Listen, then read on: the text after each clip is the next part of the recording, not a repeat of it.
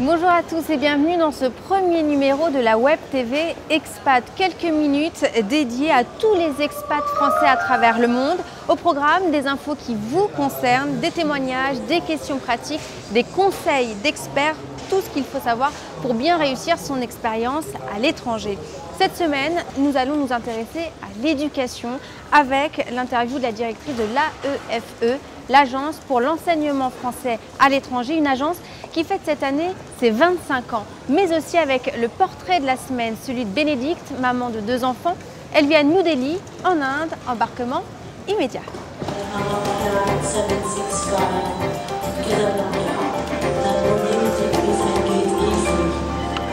Vous êtes français, vous habitez à l'étranger ou vous rêvez de le faire, eh bien vous n'êtes pas seul. Le ministère des Affaires étrangères constate une hausse de plus de 4% par an du nombre d'expats. Pas étonnant lorsqu'on sait que la moitié des 25-34 ans rêvent de vivre dans un autre pays. Les Français qui ont le plus la bougeotte, les jeunes diplômés, 20% des sortants d'écoles de commerce partent à l'étranger après leur diplôme, 10% pour les jeunes ingénieurs. Alors sans surprise, les principales destinations restent classiques. D'abord le Royaume-Uni, la Suisse ou encore l'Allemagne. Plus globalement, les cadres sont les professionnels qui partent le plus. 94% des cadres français se disent prêts à s'expatrier pour travailler. Ils sont avec les Néerlandais les plus mobiles d'Europe, à l'inverse des Allemands, des Russes ou encore des Britanniques dont à peine la moitié est tentée par une expérience à l'étranger. Chez les cadres, les destinations préférées sont largement anglo-saxonnes, USA, Grande-Bretagne ou encore Canada.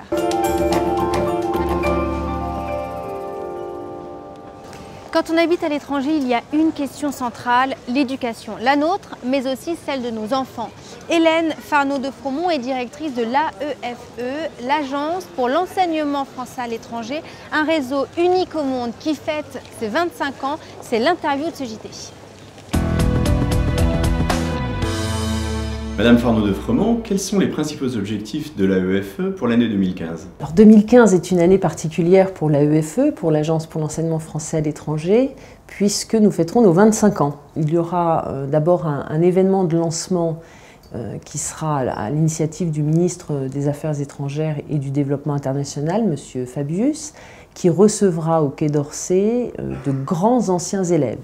Nous organisons une journée de rencontres. Nous aurons en multiplex avec nous beaucoup d'élèves à travers le monde qui pourront interagir avec les personnes présentes sur le plateau à Convention et donc participer évidemment au débat. Comment expliquez-vous l'attractivité du réseau AEFE dans le monde? Le modèle éducatif français attire, ce qui prouve que c'est un très bon modèle, c'est un modèle solide.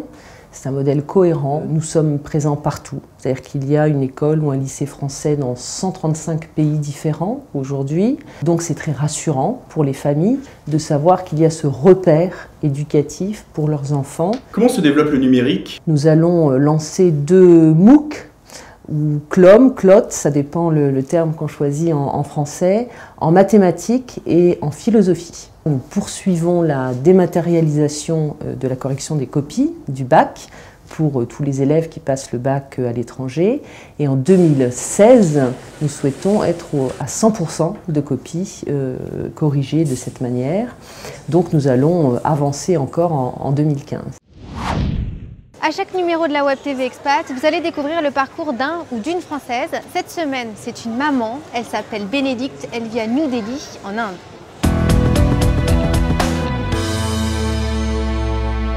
Bonjour, je m'appelle Bénédicte et donc j'habite à New Delhi. Mes 2 filles sont scolarisées au lycée français de Delhi.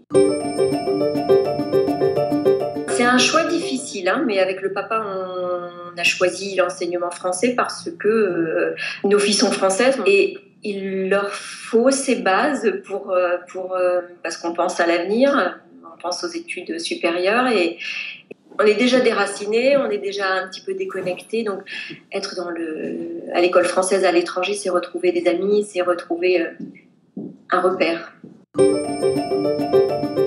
Je suis extrêmement positive sur l'enseignement français à l'étranger. Je vois que mes 2 filles sont très bien à Delhi. Ils sont peu nombreux.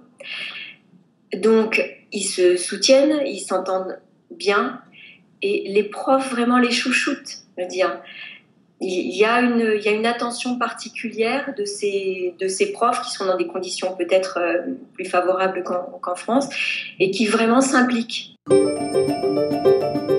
Les parents sont très au courant, il y a des mails qui circulent de ce qui se passe, ils ont leur mot à dire, ils sont, s'ils le veulent, très impliqués, mais souvent ne prennent pas le temps de s'impliquer. Merci de nous avoir suivis pour ce premier numéro de la Web TV Expat. Que vous soyez à Rome, à Bamako ou à Rio, on se revoit très vite sur lepetitjournal.com.